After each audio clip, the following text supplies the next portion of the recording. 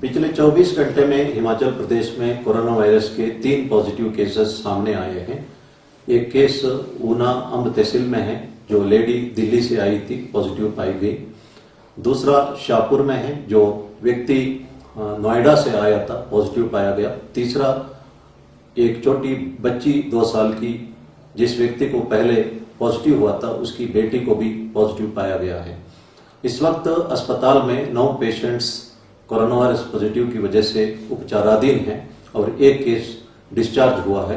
कुल मिला के हिमाचल प्रदेश में अब तक 50 केसेस कोरोना वायरस पॉजिटिव के सामने आए हैं। हमारा सेकेंड बैटल शुरू हुआ है।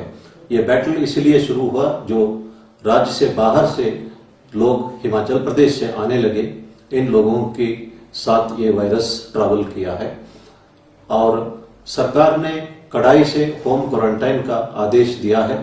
उन आदेशों का पालना करना है, क्योंकि देश की स्थिति इतना अच्छी नहीं है। लगभग 60,000 केसेस हुए हैं और लगभग 1900 लोगों की डेथ हुई है। लेकिन खुशी की बात है कि रेट ऑफ इंक्रीज में डिक्लाइन हुआ है और साथ में ही 30% रिकवरी भी हुआ है। इसलिए हमें इस बारे में कॉम्प्लेसेंट बिल्कुल नहीं रहना चाहिए और होम क्वारंटाइन का आदेशों का पालना करना चाहिए। जिनको होम क्वारंटाइन का आदेश दिया गया है, वे अपने एक अलग कमरे में रहे, सोशल डिस्टेंसिंग बनाए रखे, मास्क पहने और हैंड वॉश करते रहे और यूटेंसिल्स अलग रखे और सीनियर सिटीजन से दूरी बना के रखे और कभी भी घर से बाहर न निकले। और 14 दिन तक ये क्वारंटाइन मिनिमम आवश्यक है और उसके उपरांत अगर आवश्यकता के अनुसार डिप्टी कमिश्नर चाहे तो इसको बढ़ा सकते हैं। इसके अलावा डिप्टी कमिश्नर्स ये भी डिसाइड करेंगे कि किसी व्यक्ति को होम क्वारंटाइन में रखना या इंस्टीट्यूशनल क्वारंटाइन में रखना, क्योंकि सेक्शन 30 डिजास्टर मैनेजमेंट एक्ट के अंतर्गत डिप्टी कमिश्नर एपिडेमिक को कंट्रोल करने में जिम्मेदार है और साथ में उनको कुछ पावर्स भी दी गई हैं। इसलिए उनकी तरफ से जो भी आदेश आता है, हम सबको उसका पालना करना अनिवार्य है। लेकिन देखने में आया है कि कुछ लोग जो होम क्वारंटाइन में रहते हैं, वो होम क्वारंटाइन का आदेशों का पालना नहीं कर रहे हैं। ये भी देखने में आया है कि बाबा वैली में पंचायत प्रधान तथा पंचायत के मेंबर्स पुलिस के साथ खड़े हैं और बाहर से कोई भी व्यक्ति आता है, उनको कंपलसरी होम क्वारंटाइन का पालना करवा रहे हैं और किसी भी वायलेशन पर तुरंत एडमिनिस्ट्रेशन को सूचित कर रहे हैं। ये स्थिति बहुत संतोषजनक है और मैं इन लोगों को धन्यवाद करना चाहता हूँ। मेजॉरिटी लोग होम क्वारंटाइन का आदेशों का पालना भी कर रहे हैं, मैं उन्हें भी धन्यवाद करना चाहता हूं। लेकिन अफसोस की बात यह है कि ऊना के हरोली तहसील में एक कपल मोगा से आए और उन्होंने होम क्वारंटाइन का आदेशों का धज्जियां उड़ाई और लोगों में काफी रिजेंटमेंट है और उन्होंने शिकायत भी की। मैंने वो शिकायत एसपी को फॉरवर्ड किया है और आदेश दिया है कि उचित कार्रवाई करें।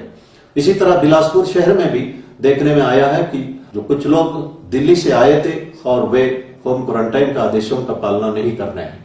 ये मैसेज भी मैंने एसपी बिलासपुर को फॉरवर्ड किया है। शिमला जिले में कुल मिला के 18 एफआईआर दर्ज हुआ है और कांगड़ा जिले में 36 लोगों के खिलाफ वायलेशंस पर कार्रवाई की गई है।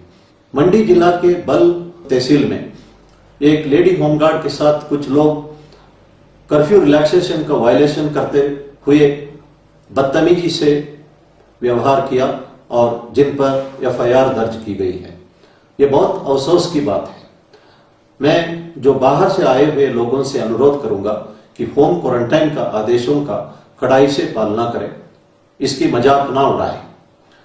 हम सब ने एक कहावत सुना होगा कि प्याज भी खाया, दंडा भी खाया और सजा भी भुगता। एक आदमी को कहा गया था कि सजा के बदले वो 100 प्याज खा सकता है या 100 दंडा का मार खा सकता है। उस आदमी ने कहा है कि मैं प्याज खाऊंगा। 60 प्याज खाते ही उसने कहा है कि मेरे से नहीं हो सकता है, मैं दंडा खाऊंगा। उसके उपरांत वो 60 दंडा का मार खाते हुए कहा है कि मैं सजा भुगतूंगा। जो लोग होम क्वारंटाइन में थे, हमारे पास इंस्टेंसेस है, उन्हें इंस्टीट्यूशनल क्वारंटाइन में रखा गया और उसके उपरांत वो पॉजिटिव पाए गए। उन्होंने अपना विलेज में, फैमिली में कितना टेस्ट पहुंचवाया, ये तो इस वक्त कहना मुश्किल है, टेस्ट के उपरांत ही पता लगता है। मैं ये नहीं कहता हूं कि जो पेशेंट कोरोना वायरस के पॉजिटिव निकलते हैं वो किसी सजा भुगत रहे हैं, लेकिन कानून का जो दजिया उड़ाते जिन पर मुकदमा है उनको सजा भी हो सकती है। ये जो एग्जाम्पल है ये मोटे तौर पर एक मैसेज को कम्युनिकेट करने के लिए, इसका कोई लिटरल मीनिंग नहीं है।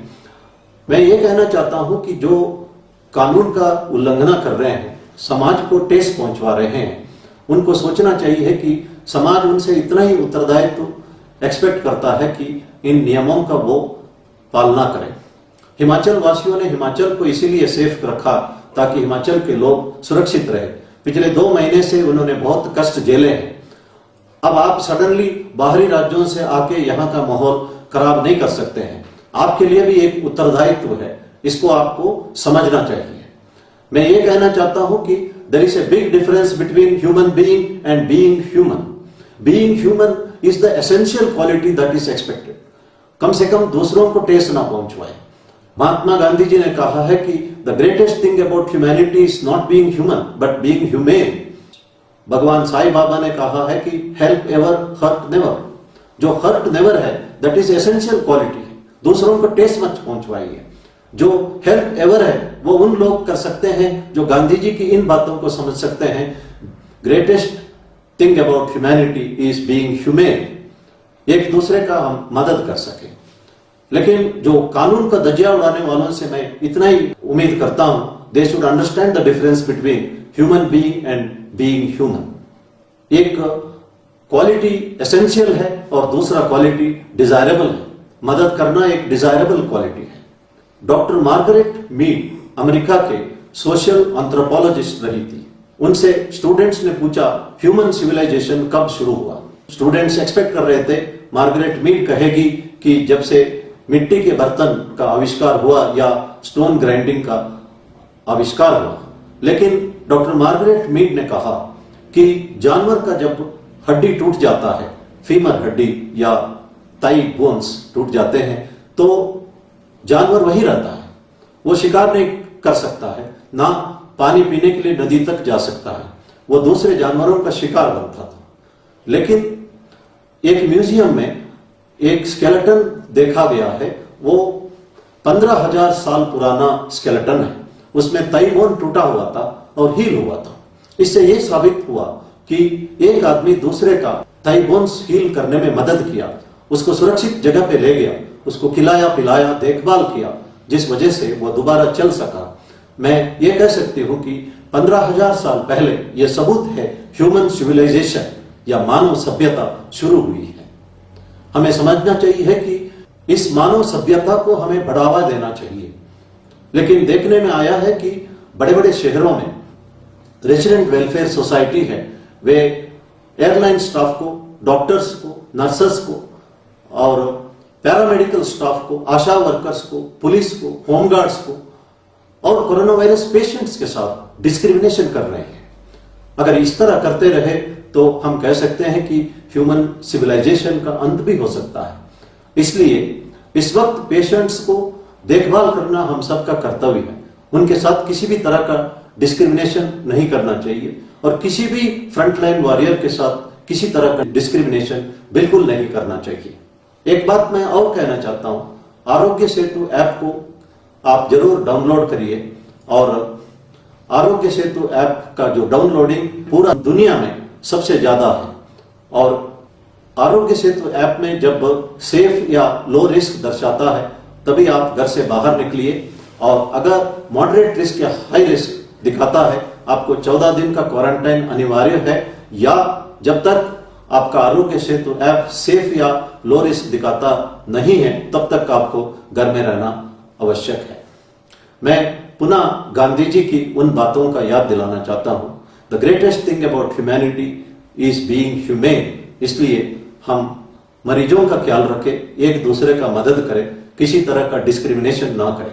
जो कानून तोड़ते हैं और समाज को ठेस पहुंचवाते हैं उनके लिए मैं इतना ही कहना चाहता हूं, there is a big difference between human being and being human. धन्यवाद। जय हिंद।